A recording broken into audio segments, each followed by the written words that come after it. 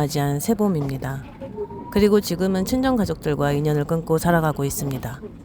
오늘은 제가 왜 그런 선택을 하게 되었는지 그 시작이 된 이야기를 해보려고 합니다. 사실 이 이야기를 어디서부터 해야 할지 정말 많이 고민했습니다.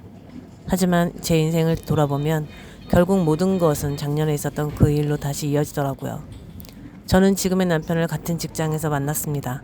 남편은 초혼이었고 저는 두 아들을 키우고 있는 재혼이었습니다. 연애를 하다가 함께 대리점을 인수하게 되었고 정말 누구보다 열심히 살았습니다.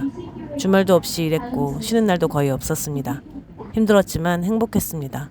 둘이 함께 미래를 만들어간다는 생각이 있었기 때문입니다. 사업도 조금씩 성장했습니다. 그런데 사업이 커질수록 불안함도 함께 커졌습니다. 거래처는 늘어났고 미수금도 늘어났습니다. 특히 한 대형 거래처는 결제를 계속 미루면서도 거래는 이어갔습니다. 우리 입장에서는 너무나 큰 거래처였기에 쉽게 거래를 끊을 수도 없었습니다. 결국 그 거래처에 계속해서 끌려다니게 되었고 상황은 점점 나빠져만 갔습니다.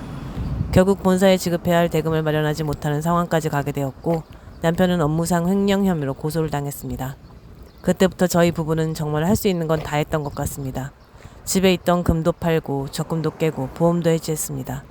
저희 부부 명의는 물론이고 신부님 명의로도 대출을 받았습니다. 심지어 이제 막 성인이 된 아이들 이름으로까지 대출을 받았습니다. 어떻게든 막아보고 싶었습니다. 어떻게든 해결해보고 싶었습니다. 하지만 저희 능력만으로는 부족하더군요. 결국 친정엄마에게까지 도움을 요청하게 되었습니다. 처음에 친정부모님은 절대 도와줄 수 없다고 하셨습니다. 하지만 저희 부부가 정말 간절하게 부탁했습니다. 무슨 일이 있어도 갚겠다고. 시간이 걸리더라도 꼭 갚겠다고.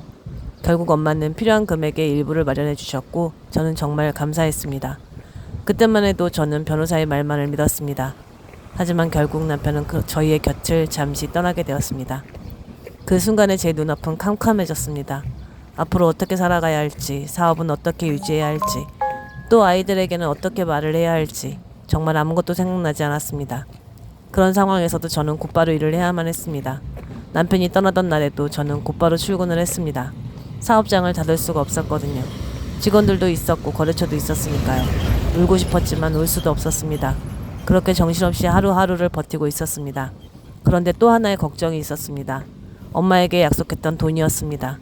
솔직히 그 당시 상황에서는 갚을 여유가 없었거든요. 하지만 그 말을 엄마에게 직접 하기가 너무나 힘이 들었습니다. 그래서 언니에게 먼저 이야기를 꺼냈습니다. 지금은 힘들 것 같다고. 남편이 나오면 그때부터 갚아야 할 것 같다고. 그렇게 이야기를 했습니다.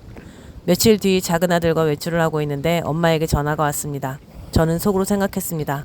아, 언니가 이야기했구나. 엄마도 많이 놀라셨겠지? 괜찮냐고 물어보면 아무렇지 않은 척 대답해야지. 그런데 엄마의 첫마디는 제 예상과 전혀 달랐습니다. 매달 준다던 돈은 어떻게 할 거냐? 그 말을 듣는 순간 제 머릿속은 멍해졌습니다. 그럼에도 최대한 침착하게 말씀드렸습니다. 지금은 직원을 구해야 해서 당장 갚기는 어려울 것 같다고. 남편이 돌아오면 그때부터 열심히 갚겠다고. 걱정하지 말라고. 그런데도 엄마는 계속 돈 이야기를 하셨습니다.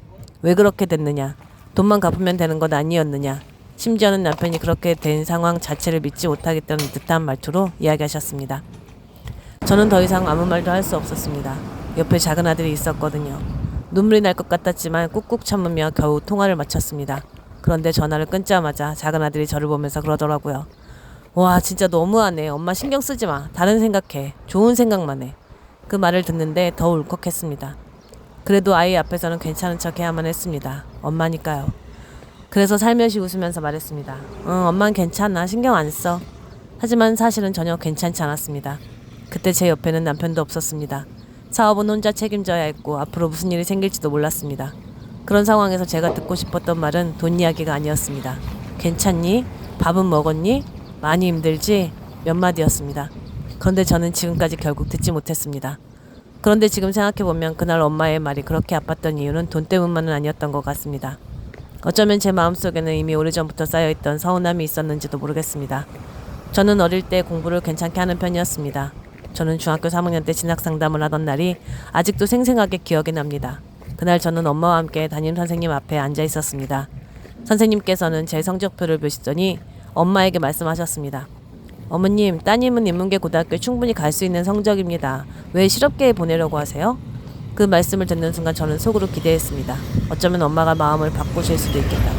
어쩌면 나도 인문계에 갈 수 있겠다고. 그런데 엄마는 망설임 없이 말씀하셨습니다. 저희 집 형편이 그렇게 안 돼서요.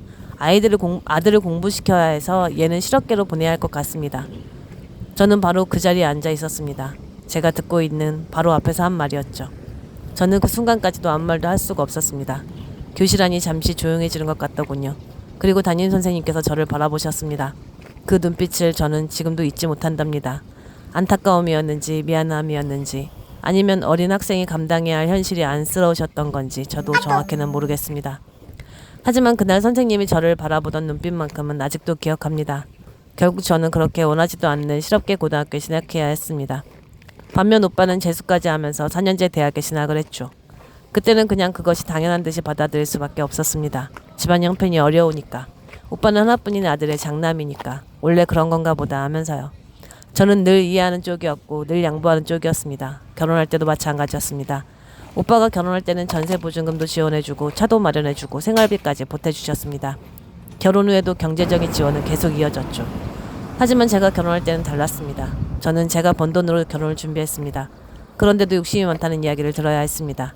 심지어 제 이름으로 들어온 축의금까지 부모님이 모두 가져가셨으니까요. 신혼여행을 떠나던 날 엄마가 제 손에 쥐어준 돈은 단돈 10만 원이 전부였습니다. 그때도 저는 괜찮다고 생각했습니다. 가족이니까. 엄마도 나름의 사정이 있으셨겠지. 그렇게 스스로를 이해시키며 살았습니다. 하지만 남편이 사라지고 가장 힘들었던 순간 엄마의 그 한마디는 제가 애써 덮어두고 살아왔던 기억들을 하나씩 끄집어내더군요.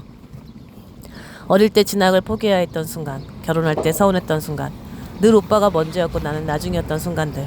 저는 그동안 괜찮은 척하며 살아왔지만 사실은 괜찮지 않았던 것 같습니다. 그리고 처음으로 스스로에게 묻게 되었습니다. 나는 가족에게 어떤 존재였을까? 왜 나는 늘 이해해야 했을까? 왜 나는 늘 양보해야 했을까? 왜 나는 늘 괜찮은 사람이 되어야 했을까? 하지만 가족이라고 믿었던 사람들에게 받은 상처는 여기서 끝이 아니었습니다. 오히려 그때부터가 시작이었습니다. 제가 결국 친정 가족들과 인연을 끊게 된 결정적인 사건들, 그리고 평생 오빠와 다른 기준으로 살아야 했던 이야기, 그 이야기는 다음 영상에서 이어서 들려드리겠습니다. 감사합니다.